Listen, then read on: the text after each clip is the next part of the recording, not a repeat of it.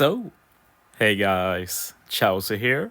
So yeah, we have a big week ahead of us. I'm not sure if everybody watching this is aware of this, but this week we should get the new batch of Grand Voyage missions, and this is obviously super exciting.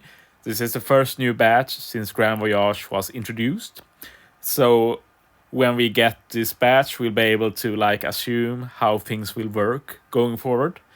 So in this video, I'm going to do some predictions of what new missions we'll get, what new level limit break we'll get, what the bosses are, stuff like that, what the content is built for.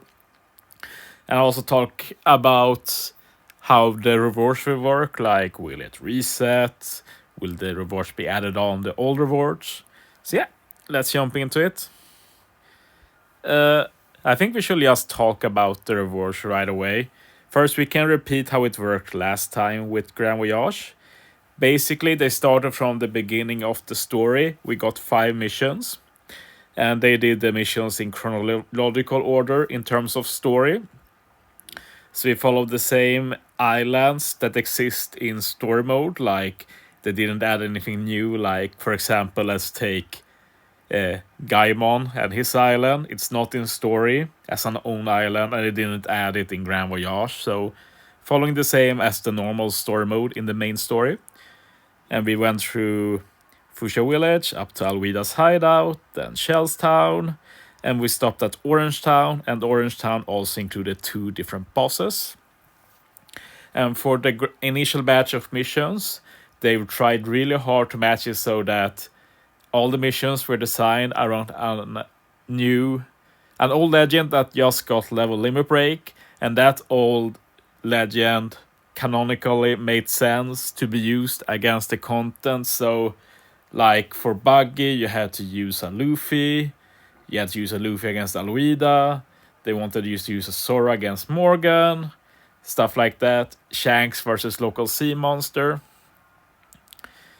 So yeah, made sense that way. So the question is will they continue like this? Or will they do jumps?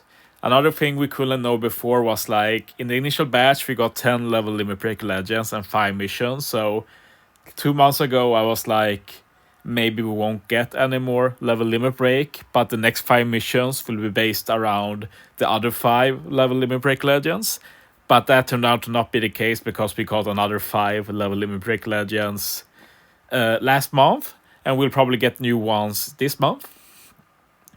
So let's talk a bit about what I expect. We can talk about the rewards first. There are individual rewards for beating each mission that are pretty good.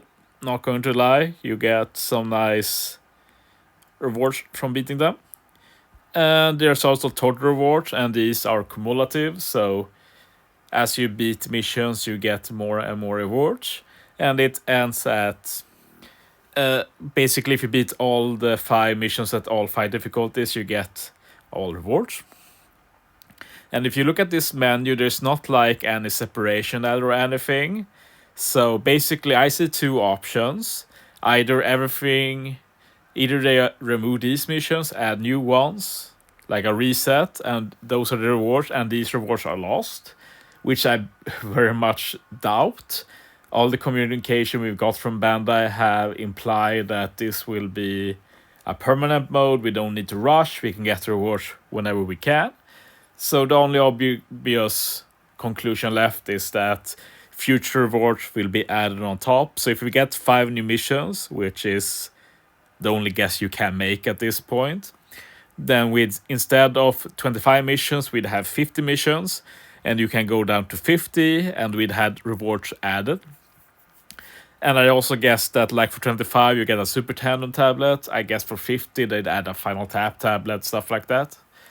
And this will actually be really good, since even if you can't beat the level 5, you should be able to beat level 3 on all difficulties, and that will mean you can get up to 30, and that means you can get the level 25 rewards here, for example, for the Super Tandem tablet and a lot of other good resources. So with that out of the way, let's get a bit more concrete. Let's change to main story, I guess. We can see what's coming up. So we started with Fuchsia, went to Alvida's Hideout, Shellstown, Orange Town, and next stop is Syrup Village. Oh, Dendamushi. I don't really look for Dendamushi anymore, so whenever I see one, I try it. Anyway, Syrup Village, and I only see us getting one mission against Syrup Village, and it will be against Captain Kuro. So I see it that we're getting Syrup Village, one mission, Captain Kuro. I also think that this mission will be based around decks and shooters, and we'll go into why in a bit. Moving on, we have Baratier, and obviously I think that Krieg will be one boss. But when I think about iconic One Piece moments, like, I really don't see them skipping the Zoro and Mihawk fights. I also think we'll have versus Zoro here. And as for the boosted color and classes, maybe I should clarify this, that the all content all had 5 different colors used and 5 different classes. I think we'll continue that. Like, it doesn't have to be like that, but we have to go by precedent in guesses. It doesn't make much sense otherwise. But my guess is that the Krieg fight will be Psy and Free Spirit based, and the Zoro fight will be Int and Slasher based. Finally, I think we'll stop at Arlong Park this month. I'm not sure, it's my guess. And if we get Arlong Park, the bosses I presume is obviously Arlong himself. And my guess versus Arlong will be quick and driven. And I also think they'll add a Straw Hat boss against in the Arlong Park, and that boss will be against Strength and Powerhouse. It's also possible that they skip that and we move on to Logtown and add like a versus Smoker fight, and then we can go into the Grand Line. But yeah, it's possible. These are just my guesses in the end. So let's recap. We get one mission in Syrup Village versus Kuro, Twin Baratier versus Krieg and Zoro, and finally Twin Arlong Park versus Arlong and the Straw Hat Pirates. So let's talk about the legends designed for these, because I'm presuming that we'll get new level limit break for old legends and they'll design the content around them. So I've guessed these, and 3 make perfect sense and 2 do not, because I don't think they will randomly jump back and forth just to make it work canonically, because, like, let's face it, like, it's hard to fit like all legends, and then you have to like go with very new legends and such. Like, we'll run out of Luffy legends fast. They already used 2 last batch. But at least I got 3 canonically. So first against Kuro, I think they'll do level in break for the legend Usopp. So you have to use decks and shooters. And that will be very interesting to see how they buff the Usopp, since he's one of the worst legends in the game to use as captain in terms of captain multiplier. Then if we move on to Baratier and Krieg, like, basically the way I did it was I picked the 3 canonical ones first, and then saw their colors and classes. And what was left was basically Psy and Quick. So I just picked Psy for Krieg, Psy and Free Spirit. And one legend that has level limit break coming up probably is V1 Law. And we also had Savo last month in the like middle batch there. So they could like base it on either one of them or both or something. That will be pretty interesting. Also will be interested to see what they do with Law. Right now he doesn't really do much useful in the modern game. Moving on, against Zoro, obviously I think we'll get Mihawk, and V1 Mihawk is literally the oldest legend without level limit break, so this is like an open goal basically. I'll be very shocked if he doesn't get it, and they don't do like a versus Zoro for him.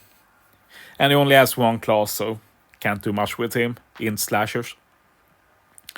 Then against Arlong, like, the only color left was Quick, and the oldest Quick legend without level limit break was Cavendish, so that's my guess, quick driven. Like, it will be interesting to do a very hard content based around this Cavendish for sure, so I wouldn't mind it. Finally, I thought it would be cool to give level limit break to Arlong crew. Like, this might not make a lot of sense, but my logic is that this is the only time in the story that Arlong shines, and his legend is pretty outdated anyway, could use a buff. So why not give this legend a level limit break, make a mission for it now when it fits with the Grand Voyage. That's my logic to it. And he's a powerhouse unit. Like, it's a bit weird because you can't really design it around Arlong crew being captain unless they rework his captain ability, which they might, of course. We also have a very good artwork to use for the boss, which is this old free-to-play Straw Hat unit. That would be very cool to use as a boss for, like, because like Arlong is the big boss of the East Blue, and this is like the iconic image from the East Blue. So yeah, that's my guesses, and thankfully we'll know soon. The download should be in a few days, and hopefully when we get the download we can actually go in and get everything confirmed. Like, the most important thing to confirm is that nothing resets. Like, that's super important, because if it resets then it's a bit of panic and you need to try and do all you can to beat the missions. But I sincerely doubt that will happen. I'm pretty confident we'll be getting new rewards. My biggest fear instead is that we get a lot less stuff than the first batch, but thumbs up that we get 5 new missions, and we keep doing that going forward. But yeah, I hope you enjoyed this video, guys. Thanks for watching, guys. See you next time.